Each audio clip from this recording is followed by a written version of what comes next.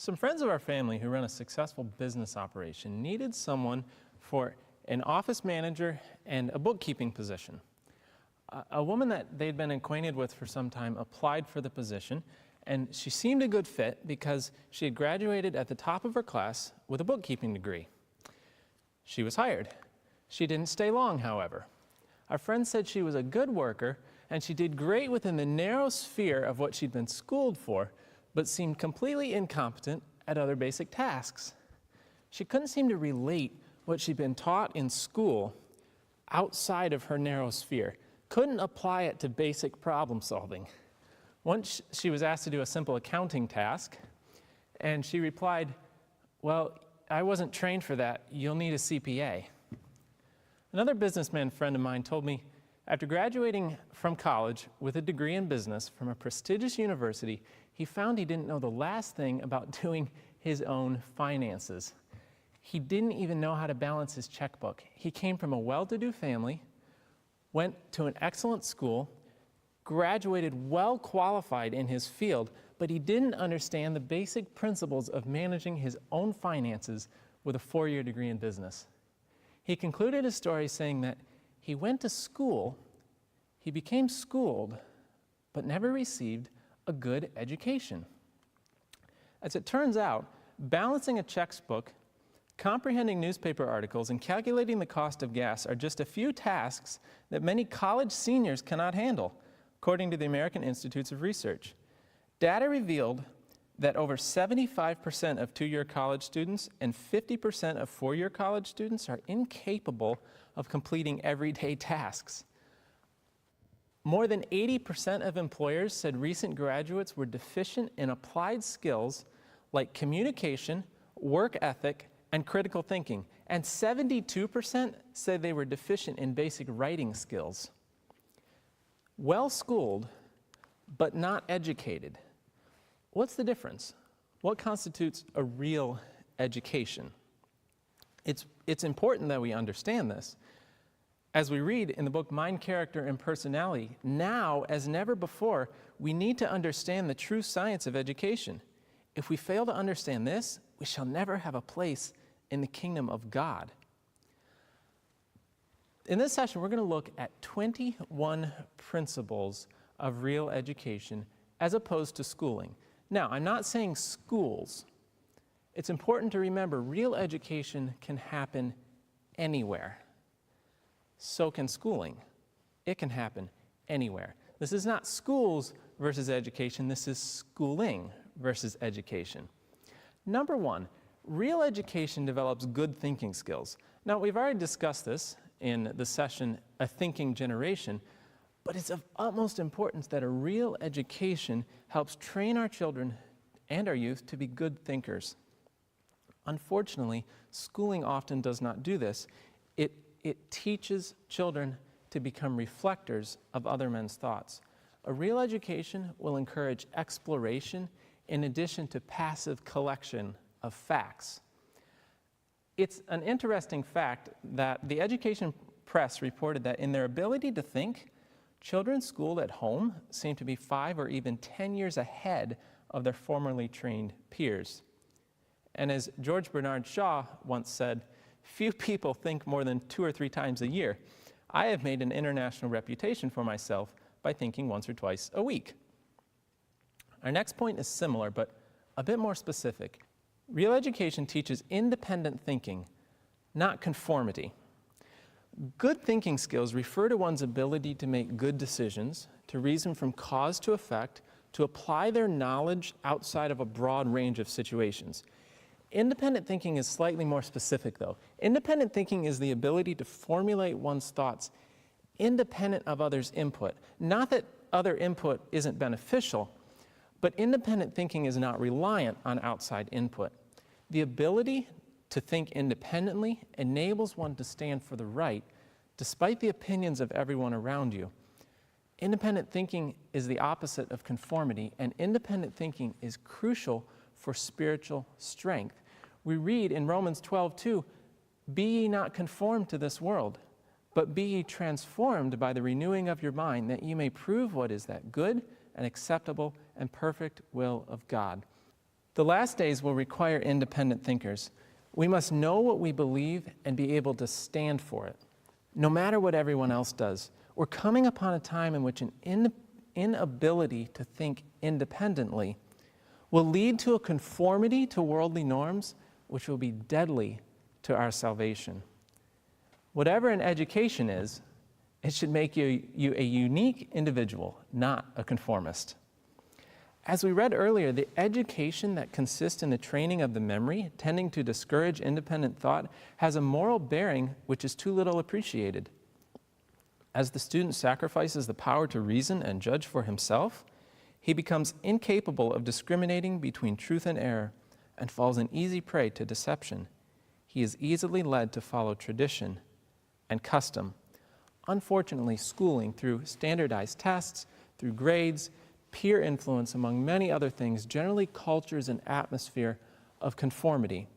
There's generally one line of thinking, one line of study, everyone in the same classes. Children are generally conditioned to wait to be told what to think and do, rather than being encouraged to show initiative and explore on their own.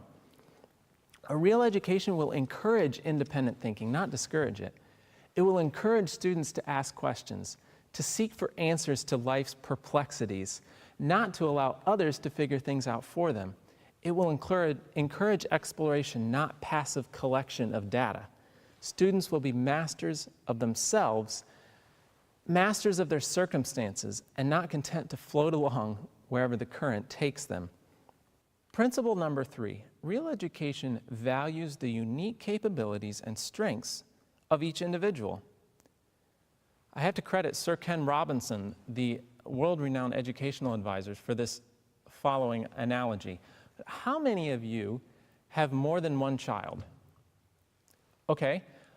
How many of you get them confused? I mean, you know, in the morning, your child comes up to you, which one are you? We're going to have to come up with a numbering system or something here. No? Doesn't happen to any of you? Why not? Well, because each child is unique, and God made them that way. If this is true, how can we put kids through a program that dictates precisely what they learn, how they learn it, and then tests them according to a predetermined standard? God is a lover of diversity. He's made us all unique. School often does not allow for this, but a real education does. There's a little story that illustrates this. Once upon a time, the animals decided that they must do something to meet the problems of a new world. So they organized a school. They adopted an activity curriculum consisting of running, climbing, swimming, and flying. To make it easier to administer the curriculum, all the animals took all the subjects. They were all highly motivated and wanted to get good grades, so they each tried very hard. The duck was excellent in swimming and flying, in fact, better than his instructor. But he lagged behind his classmates in running and climbing, so he had to stay after school and also drop swimming in order to practice those two subjects. Soon his webbed feet were badly worn from running, that he was only average in swimming. But average was acceptable in school, so nobody worried about that, except the duck.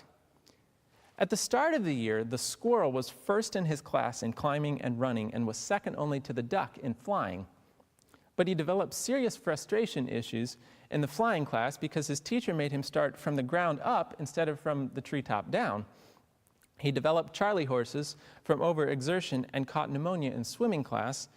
He missed so much school that he got a C in climbing and a D in running. To make matters worse, because the squirrel constantly squirmed and chattered in class and had difficulty paying attention, he was diagnosed with a learning disorder. The squirrel eventually was placed in remedial classes and had to be medicated in order to continue with his schoolwork. Now the rabbit. The rabbit started at the top of his class in running, but he had a nervous breakdown because of so much makeup work in swimming. The fox was a natural in his running class and scored well in climbing and swimming, and became so frustrated at his inability to get good grades in flying that he began assaulting his classmates. He even tried to eat the duck. His behavior was so disruptive that he was expelled from school. He fell in with a rough crowd and eventually wound up in a center for animal delinquents. The eagle was a problem child from the beginning. He was disciplined severely. In climbing class, he beat all others to the top of the tree, but he insisted on using his own way to get there. The elephant, meanwhile, developed low self-esteem because he couldn't do well in any of the subjects. When he sank into clinical depression, his therapist persuaded him to try a different school that focused on subjects such as lifting and carrying. The elephant was disappointed, though, because careers in lifting and carrying were not as prestigious as careers in flying, swimming, climbing, or running. Even though he always felt inferior, he managed to make a decent living and to support his family. At the end of the year, an abnormal eel that could swim exceedingly well and also run, climb, and fly a little had the highest average and was valedictorian. The prairie dogs stayed out of school and fought the tax levy because the administration would not add digging and burrowing to the curriculum. They apprenticed their children to a badger and later joined the groundhogs and gophers to start a successful private school. Now, we laugh at the ridiculousness of this story, but are we guilty of the same? As Albert Einstein, or at least it's rumored that he said it, the author is really unknown, but nonetheless, it's an excellent quote. Everybody is a genius. But if you judge a fish by its ability to climb a tree, it will live its whole life believing that it is stupid. Your child has unique abilities. A real education gives the child opportunities to develop these abilities. Principle number 4, real education allows and encourages creativity. Children are naturally creative. Unfortunately, we school it out of them sometimes. Ken Robinson, I've mentioned his name before, the world-renowned educational advisor. He says, we don't grow into creativity, we grow out of it, or rather, we get educated out of it. One of the ways we do this is by stigmatizing mistakes. We are now running education programs, Robinson says, where mistakes are the worst thing you can make. We are educating people out of their creative capacities. The freedom to make mistakes provides the best environment for creativity. Let the child and the youth be taught that every mistake, every fault, every difficulty conquered becomes a stepping stone to better and higher things. It is through such experiences that all who have ever made life worth living have achieved success. We also squash creativity by dictating the process by which children learn.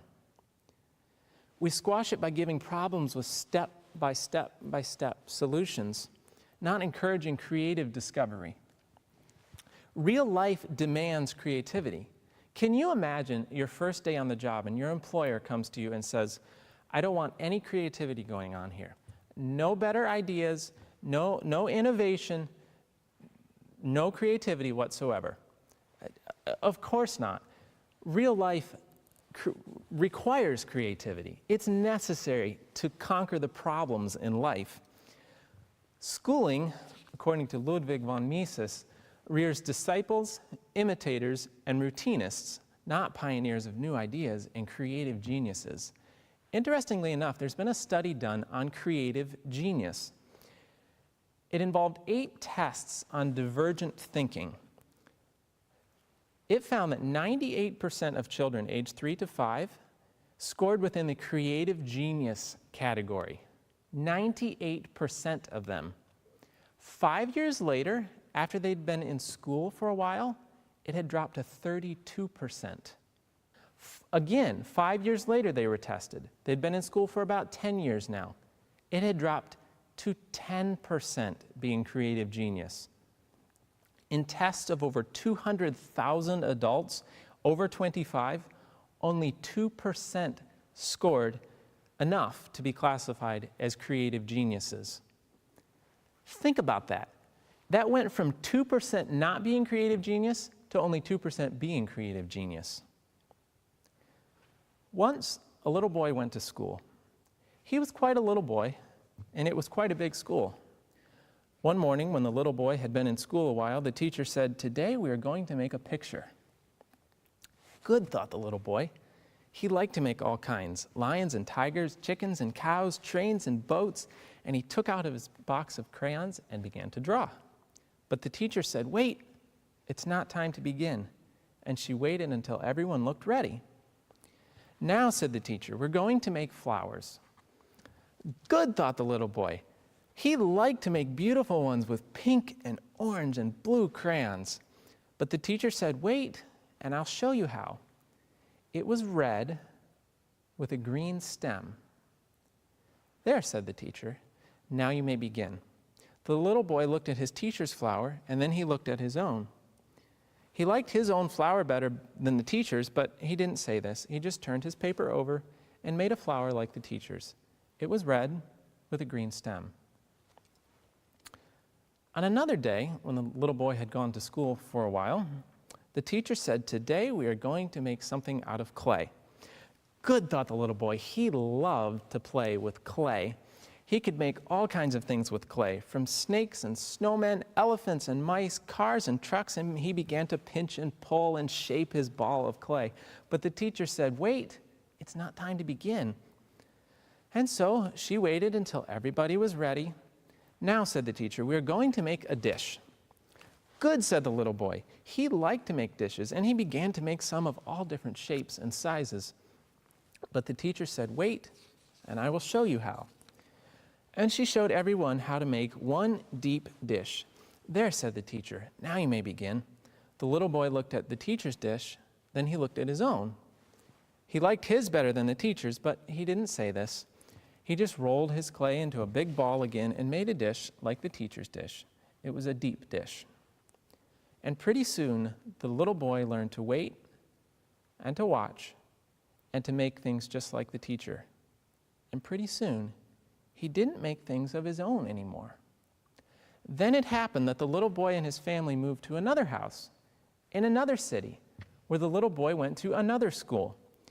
And on the very first day he was there, the teacher said, "Today we are going to make a picture." Good, thought the little boy. And he waited for the teacher to tell him what to do. But the teacher didn't say anything. She just walked around the room. When she came to the little boy, she asked, "Don't you want to make a picture?" "Yes," said the little boy. "What are we going to make?" "I don't know until you make it," said the teacher. "How shall I make it?" asked the little boy. "Why, any way you like," said the teacher. "And any color?" asked the little boy. "Any color," said the teacher. "If everyone made the same picture and used the same colors, how would I know who made which?" "I don't know," said the little boy. And he began to make a red flower with a green stem. As Albert Einstein once said, it's a miracle that curiosity survives a formal education. Principle number 5, real education includes physical activity. Schools sit too long and too much. Physical activity is great for health in general, but science has shown that physical activity is essential for proper brain development. Not just important, it's essential. As I mentioned in a previous session, the cerebellum is linked to cognitive skills such as language, social interaction, music, the ability to perform repetitive activities automatically, like handwriting, and attention. Movement is critical in developing the cerebellum. One study found that higher fit children showed greater bilateral hippocampal volumes and superior relational memory task performance compared to lower fit children. Physical activity has been shown to improve overall mental health and the quality of life, enhance brain function and cognition, improve behavior, improve concentration, increase blood and oxygen flow to the brain, increase levels of norepinephrine and endorphins, resulting in a reduction of stress and an improvement of mood, and increase growth factors that help to create new nerve cells and support synaptic plasticity. That comes from the Journal of the American Medical Association of Pediatrics. Exercise provides an unparalleled stimulus, creating an environment in which the brain is ready, willing, and able to learn. Besides the important academic aspect, there's also a spiritual one. In the battle to fight the temptations of Satan, we need strong, clear minds. Physical activity and temperance are critical for this. Both mental and spiritual vigor are in a great degree dependent upon physical strength and activity. Whatever promotes physical health promotes the development of a strong mind and a well-balanced character. The whole body is designed for action, and unless the physical powers are kept in health by active exercise, The mental powers cannot long be used to their highest capacity. Students should not be permitted to take so many studies that they will have no time for physical training. The health cannot be preserved unless some portion of each day is given to muscular exertion in the open air. Stated hours should be devoted to manual labor of some kind. It's an unfortunate reality that schools, often because of the binding restraints of standards, don't allow enough time for physical activity and play. Principle number 6, real education applies what is learned. In schooling, the link between knowledge and the application of knowledge is often missing. In fact, that's a major complaint of many students. How will I ever use this, they say. Well, they might have a point. A real education, though, makes application of knowledge, but it does more than that.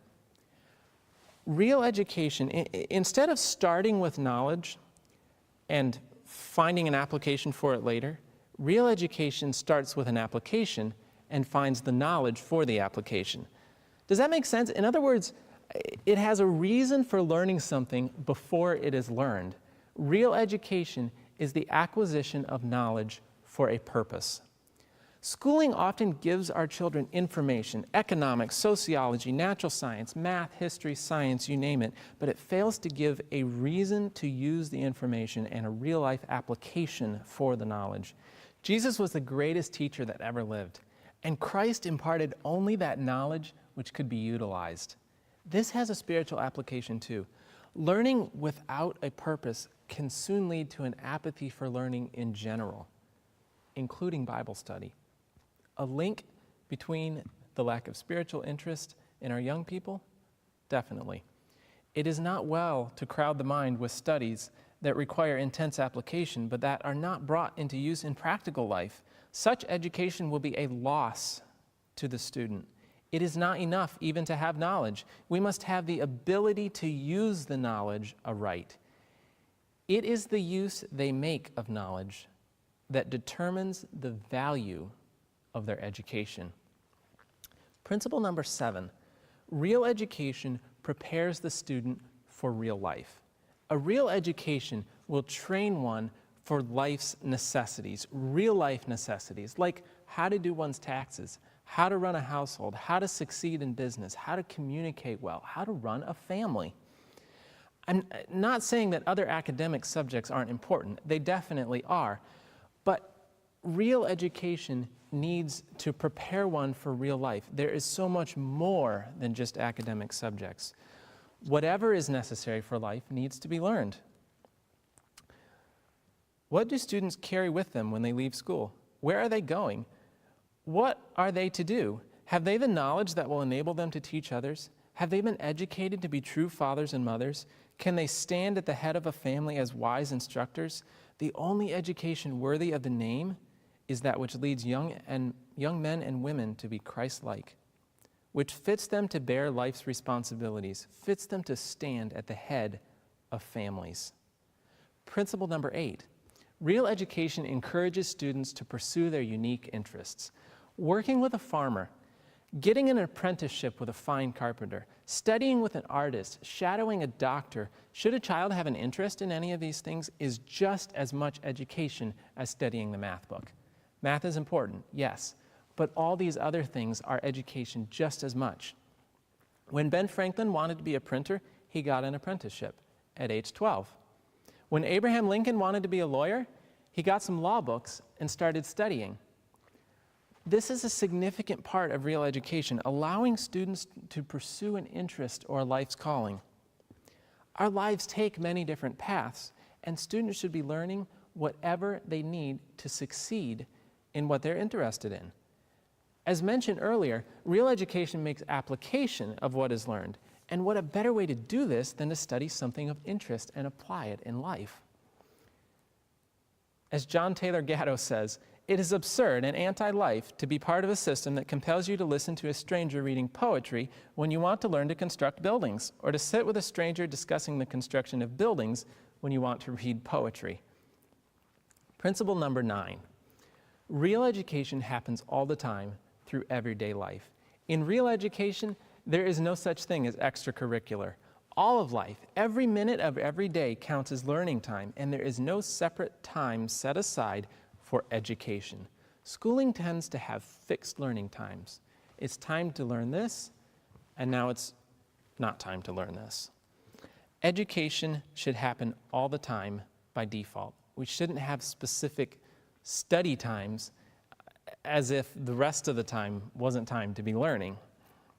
This is natural to the human brain. To learn from one's experiences, circumstances, is the way we're hardwired. We're designed to learn from our environment. But unfortunately, when children are given these specified learning times, they soon adopt the mentality and turn off whenever it's not time to study. Even in seeking a preparation for God's service, many are turned aside by wrong methods of education. Life is too generally regarded as made up of distinct periods, the period of learning and the period of doing, of preparation and achievement. We should be learning all the time, continually growing and expanding our minds. The things we learn, remember, and use are the things we seek out or meet in the daily, serious, non-school parts of our lives, according to John Holt. Whatever one's business or calling, it always pays to be continually learning and improving. Those who do this will be retained by their employers when others who are less capable and efficient are discharged. Incidental education, taking part in the ongoing activities of society, must again be made the chief means of learning and teaching. Children learn what they live. Isn't that so true? We should start like that and continue like that through life, learning what we live. Principle number 10, real education is broad. Schooling is limited. Now, we're all different. We all have different likes and dislikes, different ways of doing things, different ways of learning, different interests in life. We all lead varied lives, and this is the way God designed it to be. Therefore, since education is preparation for real life, it should be as varied as each of the individual lives we lead. Unfortunately, schooling doesn't allow for this. A program is followed in which certain subjects are studied. While there are certain things that every child needs to learn, even the best schools don't allow for a truly wide range of study. Also, true education does not concentrate on mental culture only. Mental culture is very important. We need to cultivate our minds to the highest level. But real education needs to encompass the whole being. True education means more than taking a certain course of study. It is broad. It includes the harmonious development of all the physical powers and the mental faculties. It teaches the love and fear of God and is a preparation for the faithful discharge of life's duties. Our ideas of education take too narrow and too low a range. True education has to do with the whole being, with the whole period of existence possible to man. Principle number 11. Real education is integrated. Schooling is compartmentalized. In real education, all the parts relate to the whole, integrated together. In common schooling methodology, subjects are often unrelated in the minds of the students. According to one teacher, the first lesson I teach is confusion. Everything I teach is out of context. I teach the unrelating of everything. I teach disconnections. I teach too much. The orbiting of planets, the law of large numbers, slavery, adjectives, architectural drawing, dance, gymnasium, choral singing, assemblies, surprise guests, fire drills, computer languages, parents' nights, staff development days, pull-out programs, guidance with strangers my students may never see again, standardized tests, age segregation, unlike anything seen in the outside world. What do any of these things have to do with each other? The education process should not lack coherence. All the parts should be connected, relating to a harmonious whole. Life is, or should be, a connected whole. Think of the great natural sequences, like learning to walk and learning to talk, the progression of light from sunrise to sunset, the ancient procedures of a farmer, a smithy, or a shoemaker, or the preparation of a Thanksgiving feast. All the parts are in perfect harmony with each other, each action justifying itself and illuminating the past and the future. School sequences aren't like that, not inside a single class and not among the total menu of daily classes. Human beings seek meaning, not disconnected facts. Unfortunately, we bombard our kids with constant violations of natural order and sequence, just like television programming does. When placed in an environment like this, children soon learn to accept confusion as their destiny and then stop trying to make meaning out of education. This leads us to our next point. 12, principle number 12, real education cultivates interest. Schooling cultivates indifference. According to one teacher, the third lesson I teach is indifference. I teach children not to care too much about anything. When the bell rings, I insist they drop whatever it is we have been working on and proceed quickly to the next workstation. They must turn on and off like a light switch. We need to help our children connect, to learn conceptually, to not chop the day up into arbitrarily mandated subjects and fragments. Not to say schedule isn't good, it definitely is, but when we mandate it's time to learn this, okay, it's time to learn this, okay, it's time to learn this, now it's time for this activity, we create an indifference in the minds of students. Students never have a complete experience except on the installment plan, according to John Taylor Gatto. School teaches children to never become too deeply involved. The bell will ring just when they're engulfed in learning about the solar system to tell them it is time to start learning how to dissect a sentence. A child learns that no subject is truly meaningful or interesting and therefore learns not to be truly interested in anything meaningful.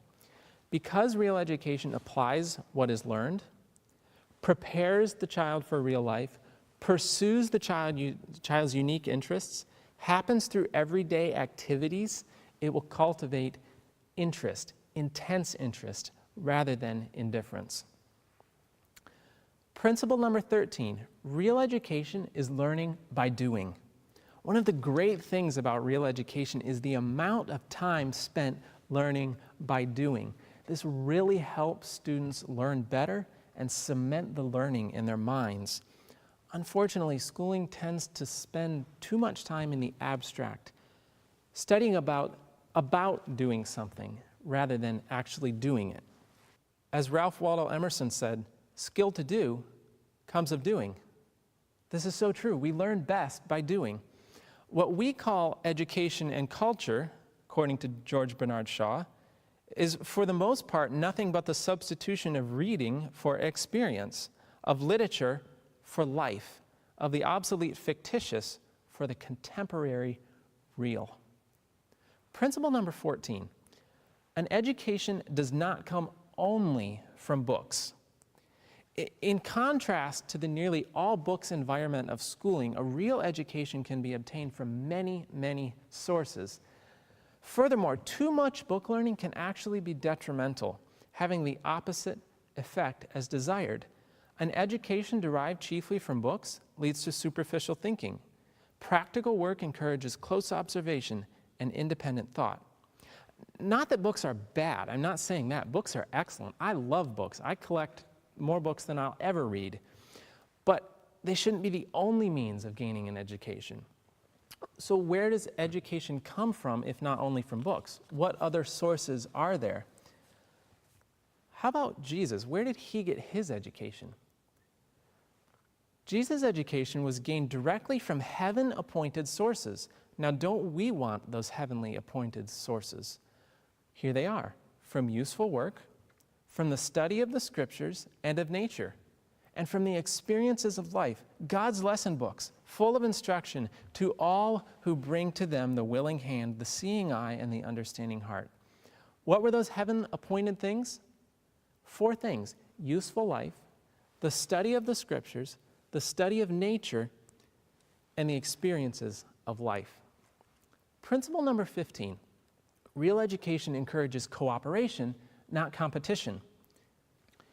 We destroy the love of learning in children, which is so strong when they are small, by encouraging and compelling them to work for petty and contemptible rewards, gold stars, or papers marked 100 and tacked to the wall, or A's on report cards, or honor rolls, or dean's list, or Phi Beta Kappa keys. In short, for the ignoble satisfaction of feeling that they are better than someone else. Notice the 2 factors involved here. One is the environment based on extrinsic motivation.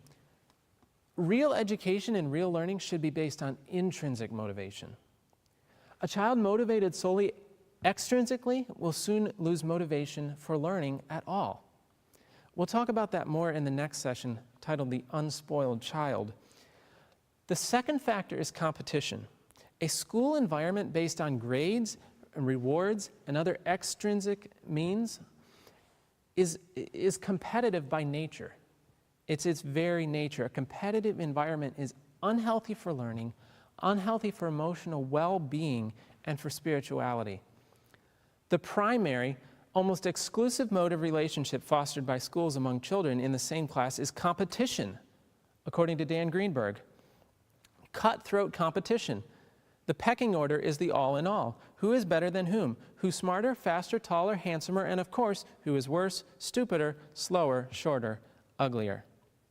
The children I teach are cruel to each other. They lack compassion for misfortune. They laugh at weakness. They have contempt for people whose need for help shows too plainly.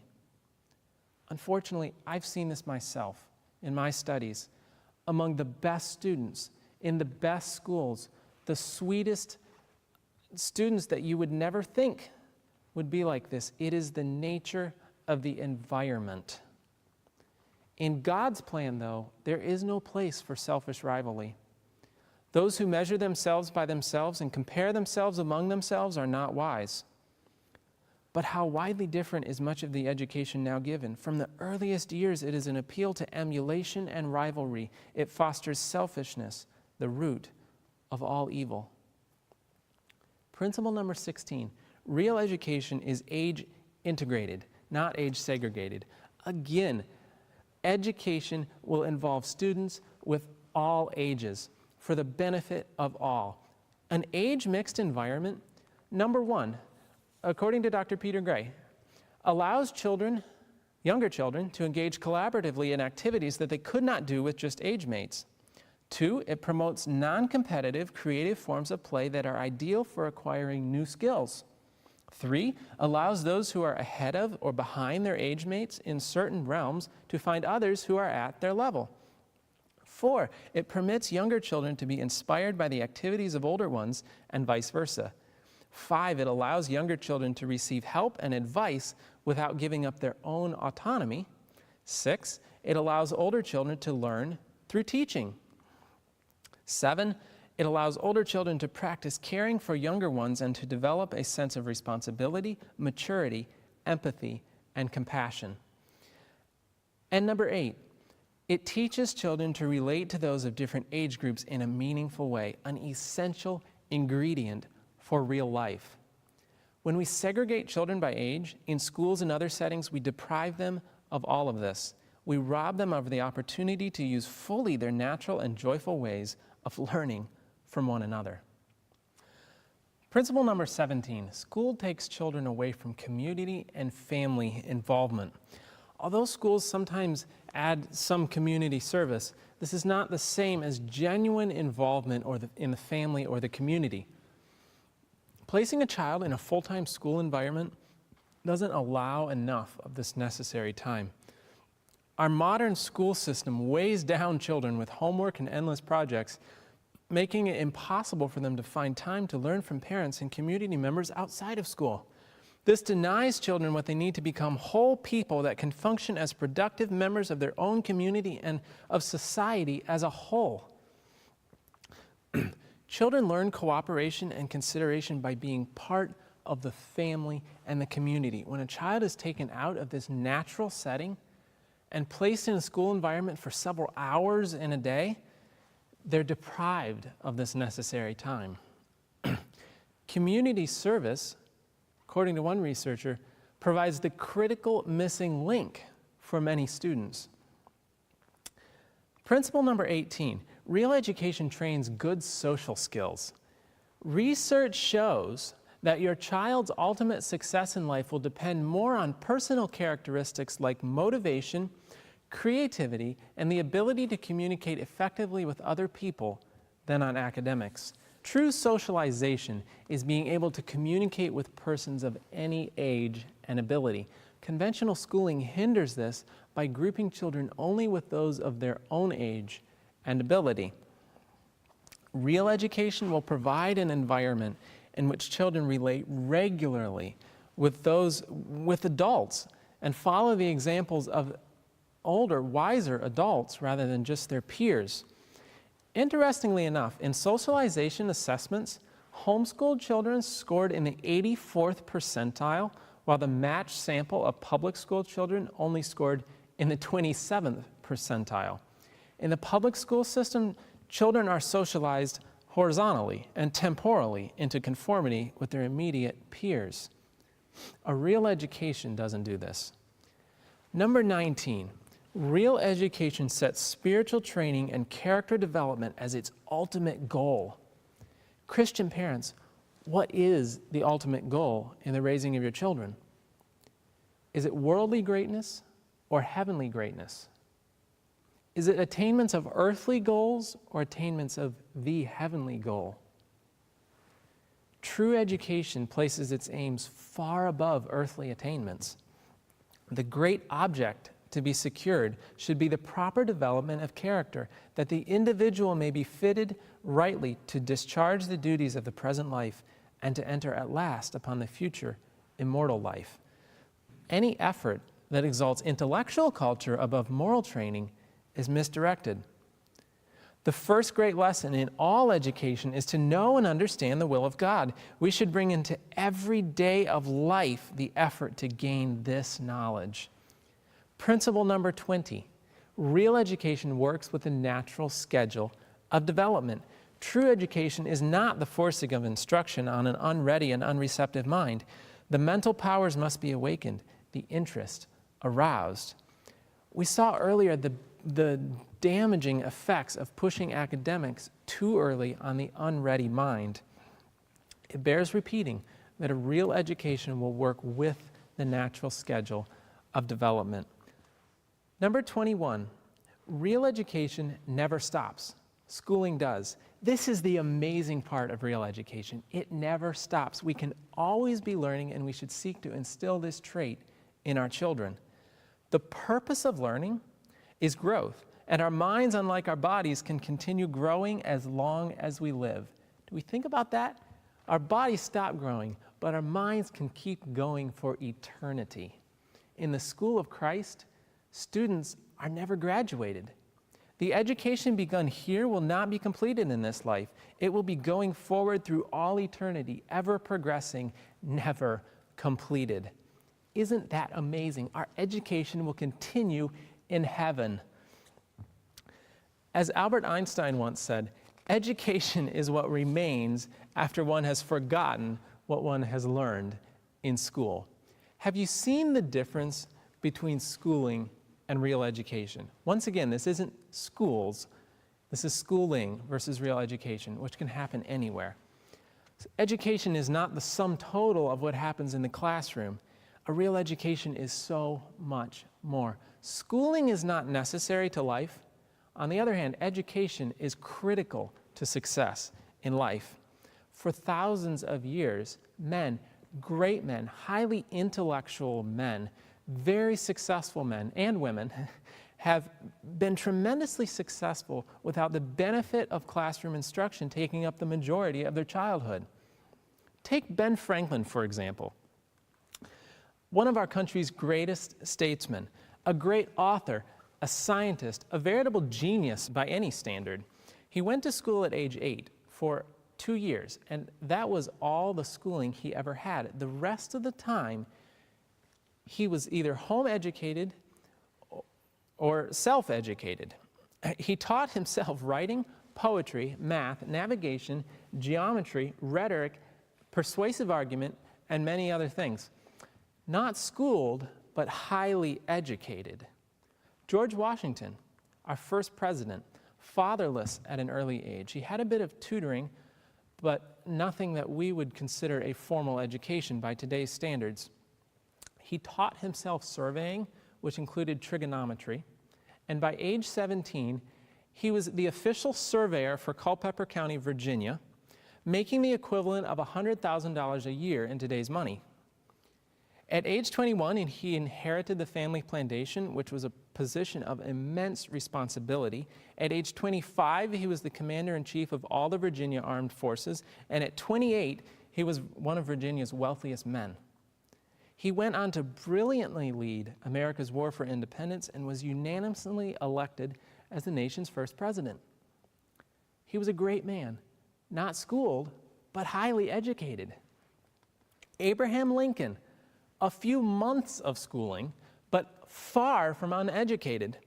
He mastered the Bible, Shakespeare, poetry, English history, and American history while still young.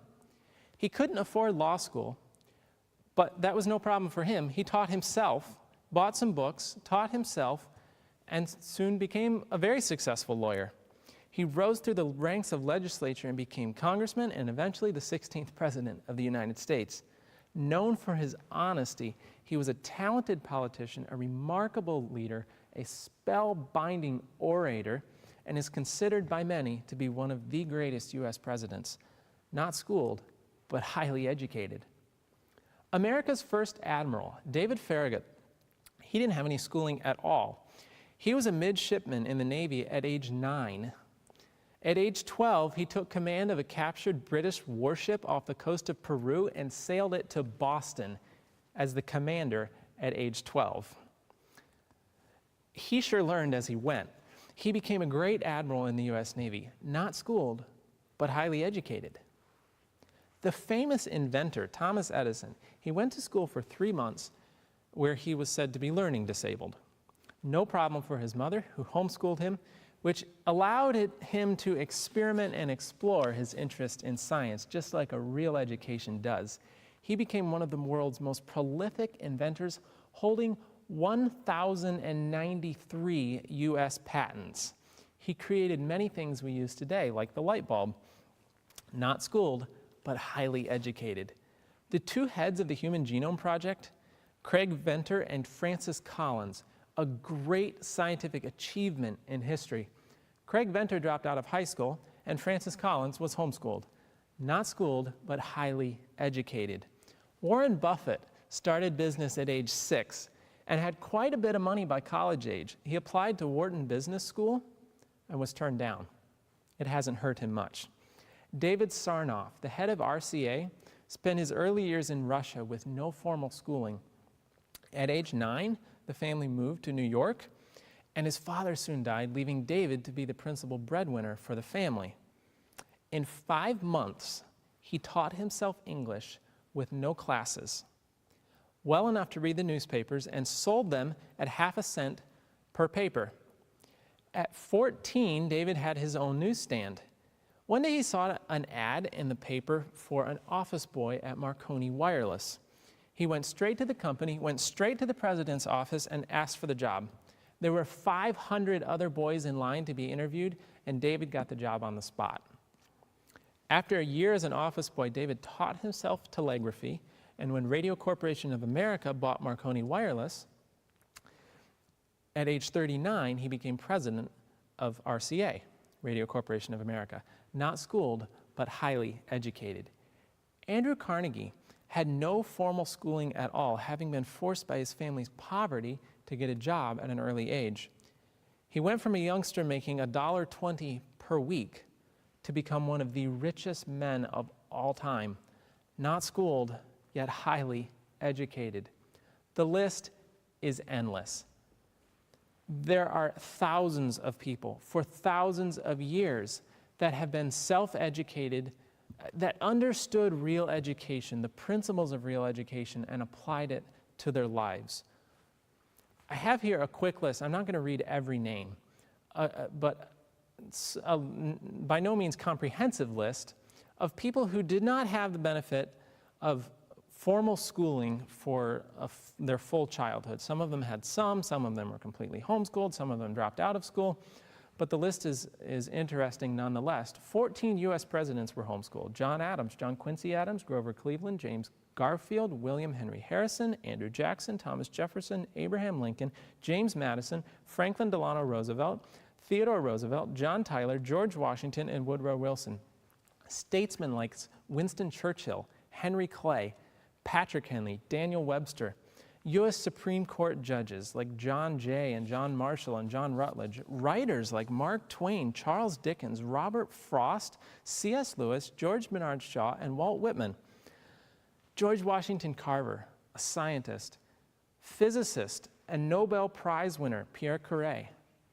Albert Einstein himself was partially homeschooled. The electrochemist Michael Faraday, Oliver Heaviside, Booker T. Washington, Alexander Graham Bell, Thomas Edison, the Kodak founder George Eastman, the sewing machine inventor Elias Howe, William Lear of Learjet Corporation, the Rolls-Royce co-founder Frederick Henry Royce, Henry Ford, the list goes on. Missionaries like William Carey, Jonathan Edwards, Philip Melanchthon, Dwight L. Moody, John Newton, John Owen, Hudson Taylor, John and Charles Wesley, the missionary David Livingstone, the Kroger Supermarkets founder Bernard Kroger, British Prime Minister John Major. The list goes on and on and on.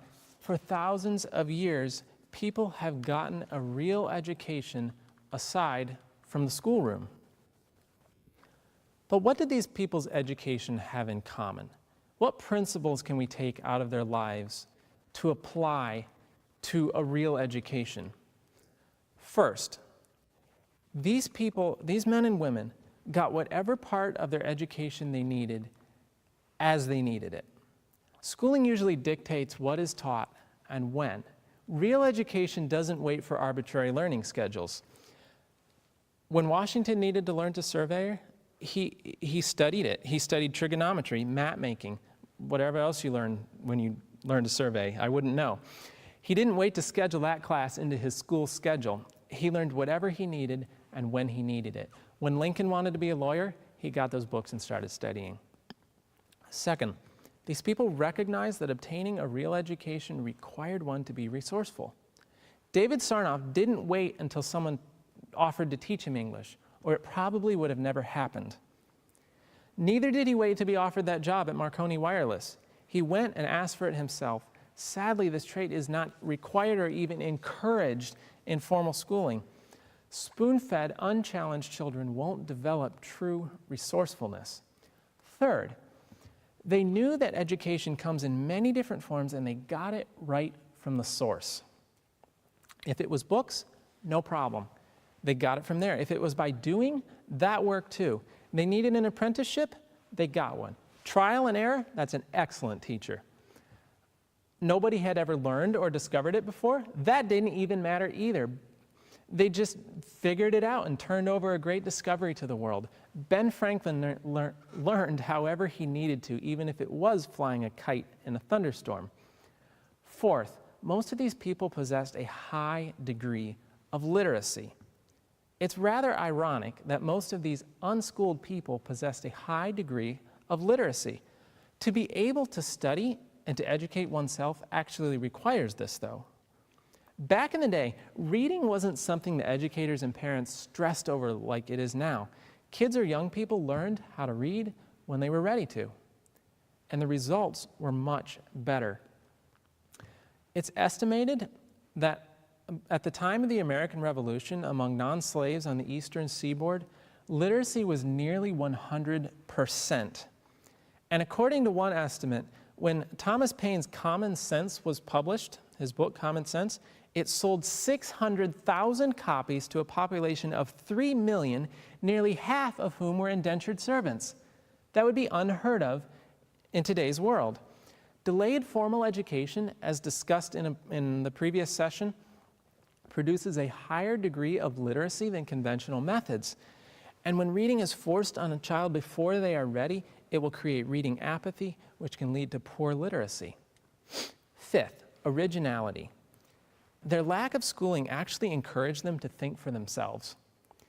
Whether it was learning something, accomplishing a task, inventing something, or making a discovery, they used their heads and thought for themselves. Sixth, responsibility. When these people were young, they were given real, genuine responsibility at an early age. They were given a chance to think about serious matters while they were still young. It allowed them to develop maturity and a purpose in life. David Farragut was midshipman, a position of responsibility at age 9. He sailed a British warship, a captured British warship at that, at age 12.